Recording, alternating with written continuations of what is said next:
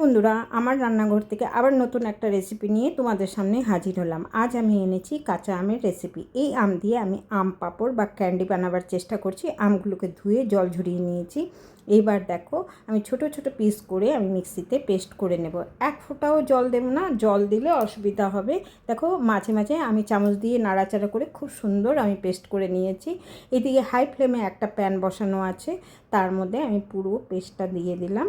এবার 2-3 মিনিট অবধি নাড়াচাড়া করব। গ্যাস পুরো হাই ফ্লেমেই রয়েছে, এখনও একটুখানি শুকাতে হবে। এইদিকে পুদিনা পাতা, এক মুঠো পুদিনা পাতা আমি থেতো করে এর রসটা দেব। এক হাতে ক্যামেরা, এক হাতে আমি এগুলো নাড়াচাড়া করছি। একটু ডিসব্যালেন্স হয়ে যাচ্ছে বন্ধুরা, কিছু মাইন্ড করো না।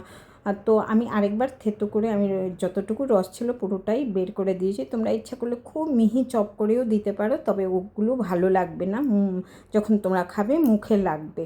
তো এর জন্য আমি রস করেই দিয়েছি, এটা বেশি বেটার। তো আরও এখন নাড়াচাড়া করব, এখন অনেকটা সময় আছে। দেখো, নাড়াচাড়া করছি একটু, আরও 2-3 মিনিট পরে সামান্য নুন দিলাম। নুন কিন্তু খুব বেশি দেব না, আন্দাজ মতোই দেব। আর তারপরে আমি চিনি দিলাম, নুনটা জাস্ট টেস্ট ব্যালেন্স করার জন্য। শুধু চিনি দিলে তো ভালো হবে না, আন্দাজ মতো আমি চিনি দিয়েছি, কেন কি আমটা প্রচণ্ড টক।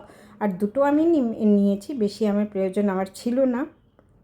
এবার আমি যত দেরি চিনি না গলে নাড়াচাড়া কন্টিনিউয়াস করতে থাকবো।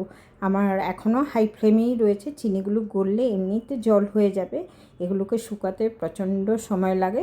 তো যাই হোক, নাড়াচাড়া করব যেমন যেমন হবে। তোমরা ইচ্ছা করলে একটু কালার দিলে আরও একটু সুন্দর লাগে, তোমাদের পছন্দসই কালার দিয়ে দিও। আমি কিন্তু কোনো কালার দিইনি, তো অ্যাকচুয়ালি আমার ঘরে ছিল না, তো একটা রেসিপির জন্য আবার কালার আনতে যাব, এর জন্য আর আনিনি। দেখো, অনেকটা শুকিয়ে গেছে। এবার আমি দিলাম ঘরে করা পেপার পাউডার। এটাতে বাটা মশলা চলবে না, তোমাদেরকে শুকনো গুঁড়ো মশলাই দিতে হবে। আমি পেপার পাউডার দিলাম, গোলমরিচ গুঁড়ো। এবার দেখো কি দিচ্ছি, সামান্য আদা, সোঁট গুঁড়ো, আদা গুঁড়ো পাওয়া যায়, সেটা শুকনো আদা গুঁড়ো করে কিনতে পাওয়া যায়, সেটাই দিয়েছি।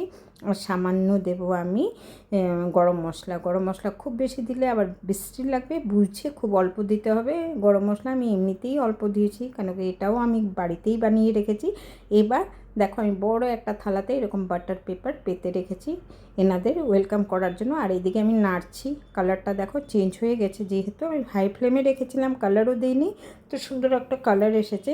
এবারে স্পুন দিয়ে যত তাড়াতাড়ি আমি ছোট ছোট পাঁপড়ের মতো ছড়িয়ে নিয়েছি। তো এবার দেখো, একটু তো লেটিয়ে যাবেই, কেন কি চামচ দিয়ে কন্ট্রোল করা খুব মুশকিল।